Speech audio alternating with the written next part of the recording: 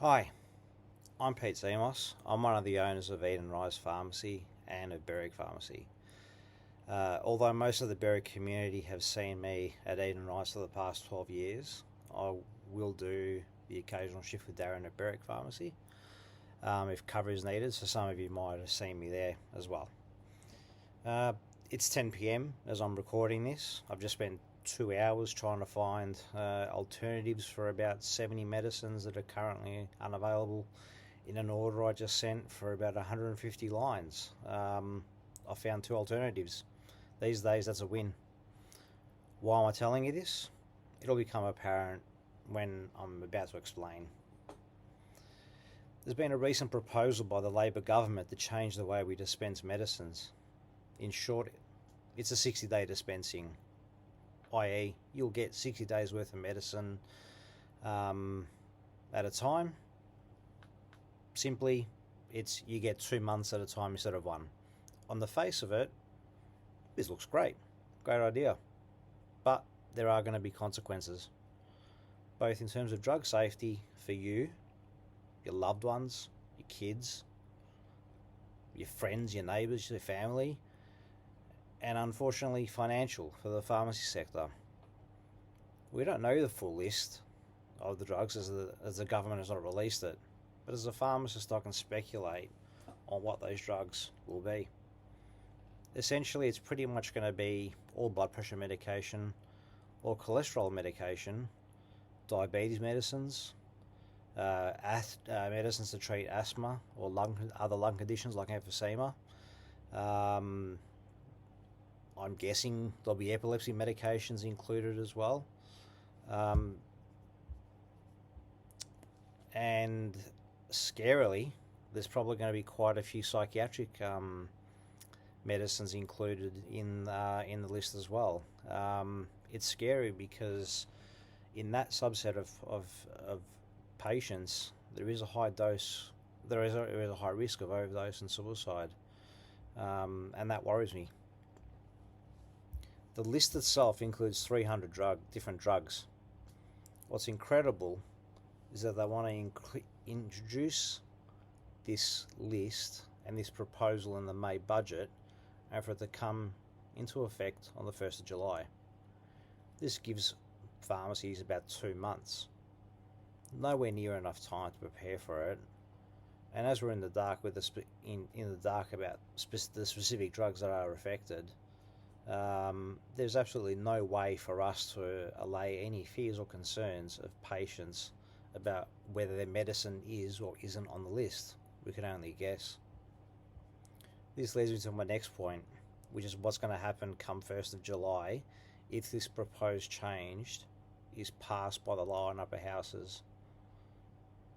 Massive drug shortages. Now, when I say massive, I really mean massive.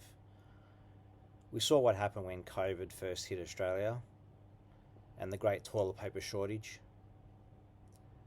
People are expert hoarders. There will be some that will have months squirreled away in the medicine cupboard at home. Others will have little to none.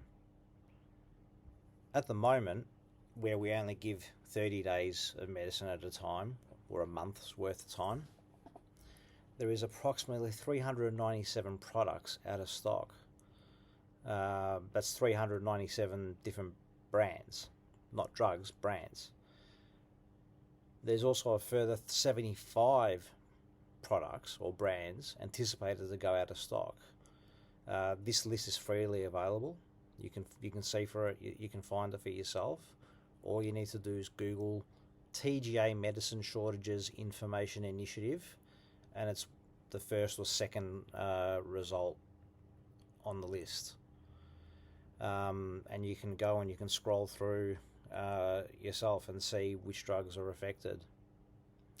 Now, if there is that many drugs that are unavailable when we're only giving 30 days at a time, I can't even imagine what's going to happen if we have to start giving 2 lots at a time overnight from the 30th of June to the 1st of July. Now, some of people might say, well, there's other brands. Yeah, there are a lot of brands for for a lot of those medicines, but for a lot there aren't. There's only one brand, maybe two brands in Australia. But the problem is, if there's a shortage of one brand and that shortage continues, that puts pressure on the other brands that are in stock, and they all go out of stock as well. We've seen this pattern occur time and time again. Amoxil is an example. It and its generics continue to come in and out of stock all the time. Keflex, another general antibiotic that is given to be used for a lot of kids and a lot of infections, again, comes in and out of stock. Penicillin liquid, we can't get. The capsules are available sometimes, and we're having to explain all weird and wonderful and strange kind of ways to get to parents to open the capsules so they can give their kids the dose that they need to treat that infection. Panadol is out of stock again. We get it, we don't. Nurofen is a little bit better, but still, the shortages continue, and they've been continuing since before 2020. In fact, I've been in pharmacy since 1995, and this situation, the situation that we've been in the last 2 or 3 years, is the worst I've ever seen it, ever. And that's over 20 years in pharmacy. Another issue that will happen with 60-day dispensing or 2-month dispensing is wastage. Quite a lot of the times when family bring in a loved one's medicine cabinet who has unfortunately passed away, we see multiple boxes of the same thing. In some cases, it's something that costs a few dollars, so it's not too bad. In other cases, it's drugs that cost $1,000 a box, and these people have had 3, 4, 5 boxes.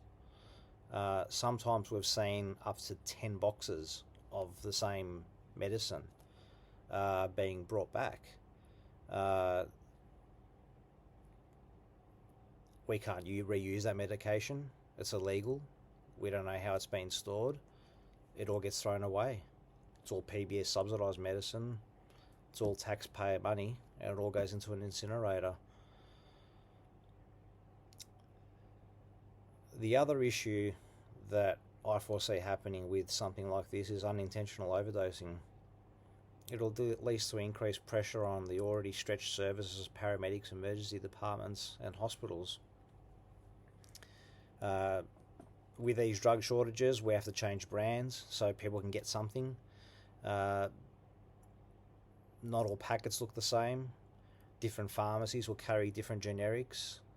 The generics will look different to the original drugs. So potentially you can have a patient who will have 4 different brands of the same medicine.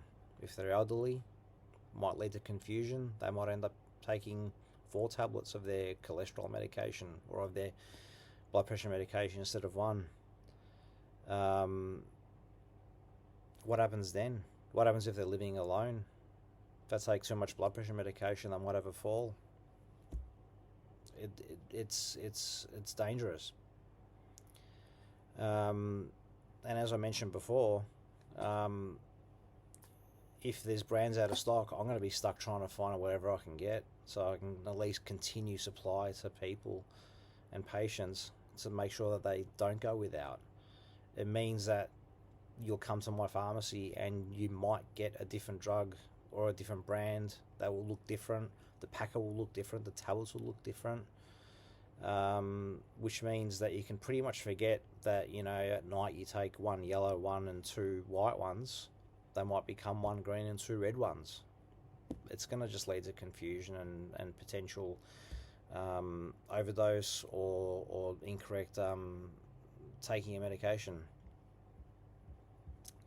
I did mention financial impact at the start of this. And when we dispense a medicine, in many cases we receive a dispensing fee. I know what the cynics are thinking. No big deal. The pharmacist just loses a bit of extra money or a bit of profit. Now, that extra money doesn't go to a shiny new car for me, or some membership at some premium golf course down like the National in the Peninsula. That profit goes to paying our rent, goes to paying my staff wages, goes to paying utilities. It goes to paying for services that we do for free at the pharmacy, like checking your blood pressure, and a big one, free deliveries. I've done some conservative estimates on, calculations with Stephen. If this goes ahead, we're estimating something like a 50 to 70% drop in that gross profit figure. What does that mean in real terms? Well, we're going to have to reevaluate how we operate as a pharmacy and how we service our community. We're currently open 7 days a week. Most likely we're going to have to close on Sundays, run limited hours on Saturdays. Might have to reduce our hours trading, might have to reduce our after hours trading to 1 day a week, or maybe not even any day a week. One thing that makes me feel sick to the stomach and upsets me greatly is that we will need to let some of our amazing staff go. It's the last thing we want to do, but we're not going to have any choice. And it's not just us thinking about it. This is going through the mind of every pharmacy owner in Australia. How are they going to keep their doors open? How are they going to survive? How are they going to make their business survive? There will be thousands upon thousands of pharmacy staff, which includes pharmacy assistants, pharmacy technicians and pharmacists, unemployed. The majority of our staff at both stores all live in the Berwick, Narre Warren, Clyde North and Clyde area. They're your neighbours and possibly friends. Your kids probably go to school with their kids or their grandkids. I don't want to let anyone go. We have fantastic people working in both stores. If this measure goes ahead, we're not going to have a choice. And as I said, it makes me feel sick and upset that this is a decision that we're going to have to make.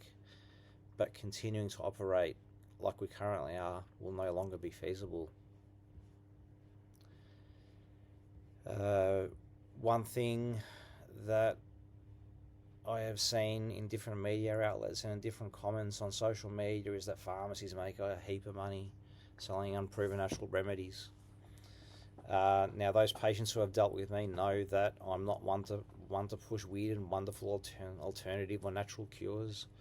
I've told many patients that the latest thing they saw in a current affair or they've heard on 3AW is a load of rubbish, and either to go speak to their doctor about it, or I'll recommend something that has some evidence behind it. Quite often I'll give patients a solution without asking them to buy anything. I get a sense of satisfaction when someone comes in with a problem and I can give them a solution or some reassurance and they can walk out of the pharmacy without spending a cent. I know people are doing it tough. Rising interest rates and inflation, it's hard out there.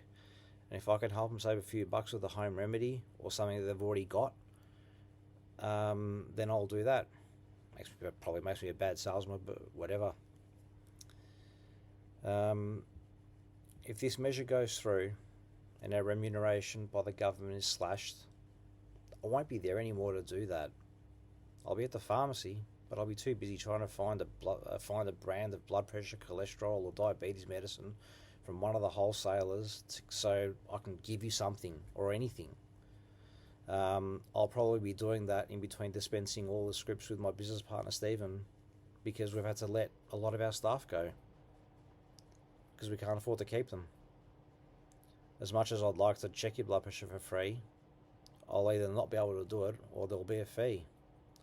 We're going to have to look at doing dose administration aids, or Webster packs as they're colloquially known.